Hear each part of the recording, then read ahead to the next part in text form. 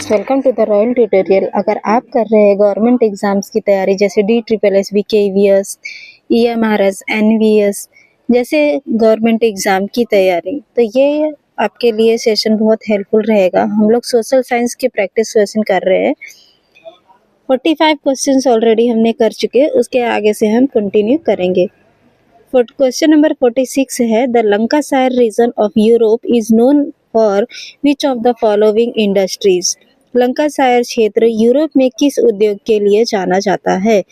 First है cotton textile यानी सूती वस्त्र, सेकंड है शुगर यानी चीनी, थर्ड है इलेक्ट्रॉनिक्स यानी इलेक्ट्रॉनिक्स, फोर्थ है ऑटोमोबाइल। इसका राइट आंसर है option number A is the right answer.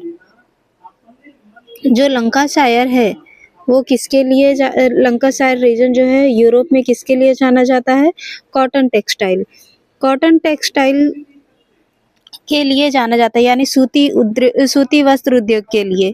क्यों जाना जाता है? क्योंकि यहाँ का जो जलवायु है वो कैसा होता है? आर्द्र जलवायु होती है और कुशल श्रम आपूर्ति, तैयार सूती वस्त्र के निर्यात की सुगमता थी। इसके अलावा औपनिवेशिक के कारण जो है औद्योगिक क्रांति जैसे तत्व भी लंकाशायर में सूती वस्त्र उद्योग का पोषण प्रदान किए।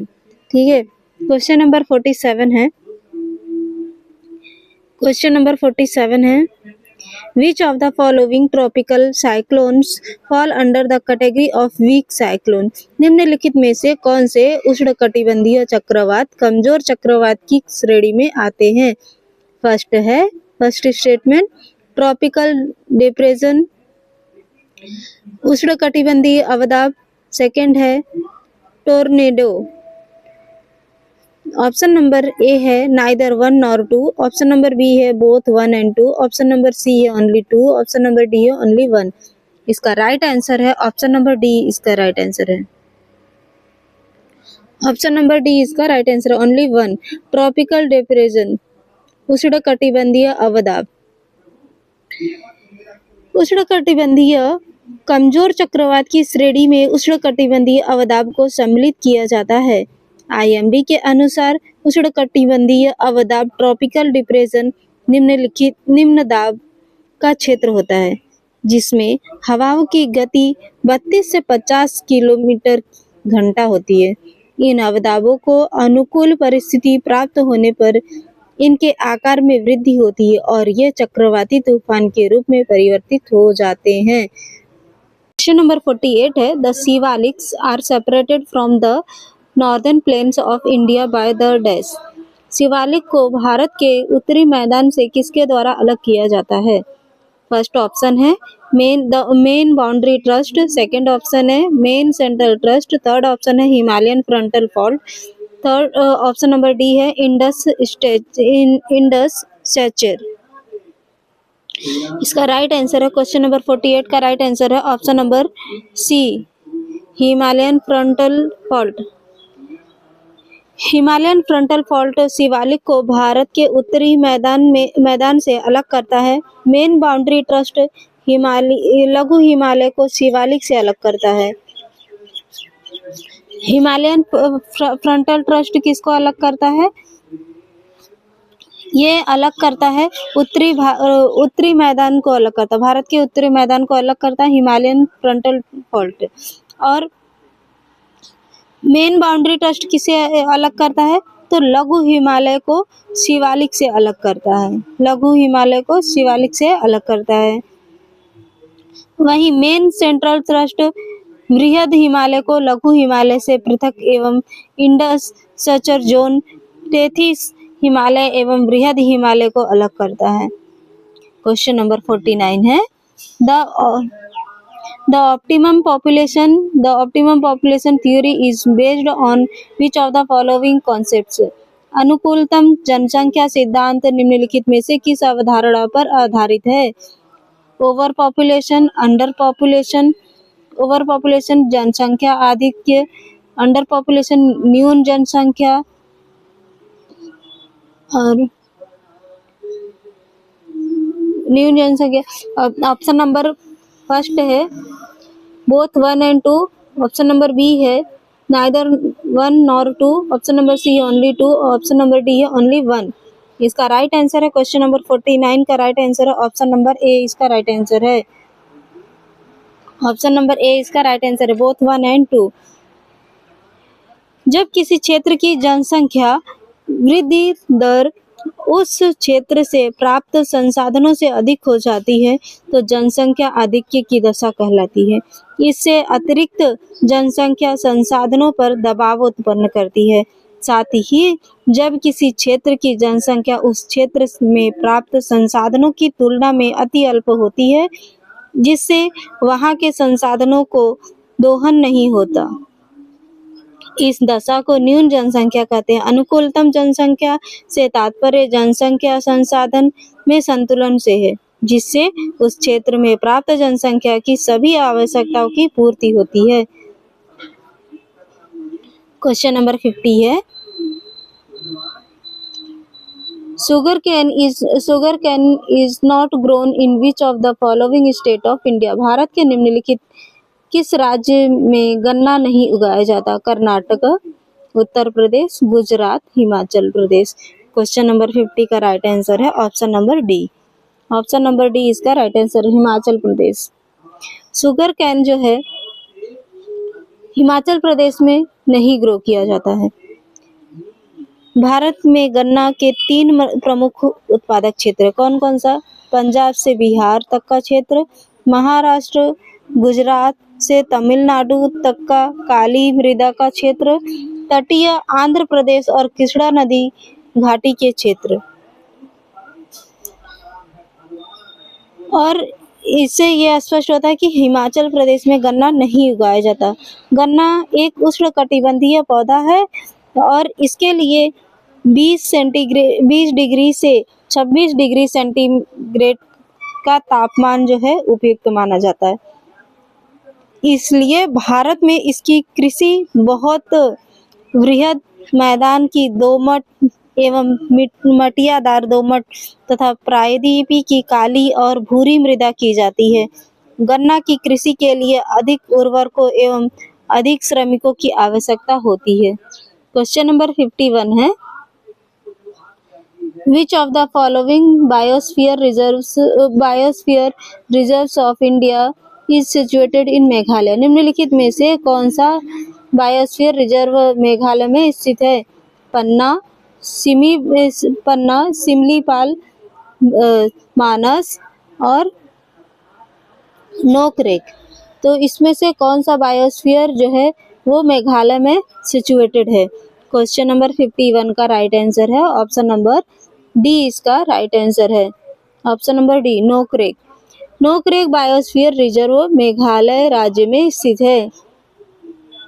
नोकरेक बायोस्फीयर कहाँ पर स्थित है? मेघालय राज्य में स्थित है। जबकि पन्ना कहाँ पर है? तो पन्ना मध्य प्रदेश में है। कहाँ पर है? मध्य प्रदेश में है। पन्ना मध्य प्रदेश में है। सिमलीपाल कहाँ पर है? उड़ीसा में है। और मानस कहाँ पर है? असम में है। ठीक है। क्वेश्चन नंबर 52 है, which mineral resource is non-metallic in nature? निम्नलिखित स्रोतों में से कौन अधात्विक खनिज है? फर्स्ट है प्लेटिनम, सेकंड है क्रोमियम, थर्ड है मैग्नीज, फोर्थ है एस्बेस्टॉस। इसका 52 का राइट आंसर है ऑप्शन नंबर डी। 52 का राइट आंसर है ऑप्शन नंबर डी। वे खनिज जिनमें धातु अंश का अभाव होता है और भंगुर प्रकृति के होते हैं अधात्विक खनिज कहलाते हैं। जैसे एस्बेस्टॉस, चूना पत्थर, अभ्रक, जिप्सम, नमक तथा पाइराइट। ये सारे जो है मिनरल रिसोर्स है और नॉन मेटेलिक नेचर है। ठीक है। क्वेश्चन नंबर 53 है, which state has the largest number of factories in India? Bharat में सबसे अधिक कारखाने किस राज्य में है?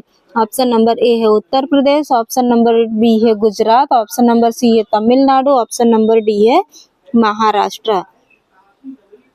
तो क्वेश्चन नंबर 53 का राइट आंसर है option number B, option number सी। ऑप्शन नंबर सी इसका राइट आंसर है। ऑप्शन नंबर सी इसका राइट आंसर है तमिलनाडु। तमिलनाडु जो है largest number of factories Tamil Nadu में है, ठीक है। रिजर्व बैंक ऑफ इंडिया के अनुसार वित्तीय वर्ष 2020 में तमिलनाडु राज्य में सर्वाधिक कारखाने जो कि कितने हैं 38,837 है। तमिलनाडु की राजधानी का क्या है चेन्नई है। दक्षिण भारत का सबसे बड़ा औद्योगिक और वाणिज्यिक केंद्र है। क्वेश्चन नंबर 54 है The Deccan Plateau is divided into 3 major regions. Which of the following is not one of those regions? Deccan के पठार को 3 प्रमुख क्षेत्रों में बांटा गया है, इनमें से कौन सा क्षेत्र उन क्षेत्रों में से एक नहीं है? ऑप्शन नंबर ए है महाराष्ट्र, ऑप्शन नंबर बी है कर्नाटका, ऑप्शन नंबर सी है Andhra Pradesh, option number D है गुजरात। इस क्वेश्चन नंबर 54 का राइट आंसर है option number D. Option number D इसका राइट आंसर है। दक्कन का पठार उत्तर में तापी नदी और पूर्व में पश्चिमी घाट के मध्य उल्टे त्रिभुजाकार रूप में फैला हुआ है। दक्कन के पठार के अंतर्गत महाराष्ट्र, आंध्र, तेलंगाना का पठार, कर्नाटक पठार और तमिलनाडु पठार सम्मिलित है। दक्कन के पठार के अंतर्गत गुजरात सम्मिलित नहीं होता है, ठीक है। तो इस वजह से ऑप्शन नंबर डी जो है वो सही है। क्वेश्चन नंबर 55 है which of the following statement is correct regarding the unevenness of population distribution? जनसंख्या वितरण की असमानता के संबंध में निम्नलिखित में से कौन सा कथन सही है? फर्स्ट है the distribution of population can be analysed on the basis of continents and countries. जनसंख्या के वितरण का विश्लेषण महाद्वीपों और देशों के आधार पर किया जा सकता है। सेकंड है South Asia is one of the major concentrations which accounts for about half of world's population. दक्षिण एशिया प्रमुख सघनतम क्षेत्र में से एक है जो दुनिया की आबादी का लगभग आधा हिस्सा है। फर्स्ट है ऑप्शन ओनली 1, सेकंड ऑप्शन है both 1 and 2, third option only C, fourth option neither 1 nor 2। 55 का राइट आंसर है 55 का राइट आंसर है option number A. Option number A only 1 is right. जनसंख्या वितरण एवं घनत्व समस्त संसार में एक जैसा नहीं है। जनसंख्या के वितरण को जलवायु, स्थल रूप, मृदा शक्ति और खनिज संसाधन तथा सामाजिक सांस्कृतिक जैसे कारक प्रभावित होते हैं। इसलिए जनसंख्या के वितरण का विश्लेषण महाद्वीपों और देशों के आधार पर किया जाता है। इस वजह से कथन एक सही है। विश्व बैंक की 2021 रिपोर्ट के अनुसार दक्षिण एशिया प्रमुख जनसंख्या सघनतम क्षेत्र में से एक है जो विश्व की कुल जनसंख्या का लगभग 24.11% प्रतिनिधित्व करता है।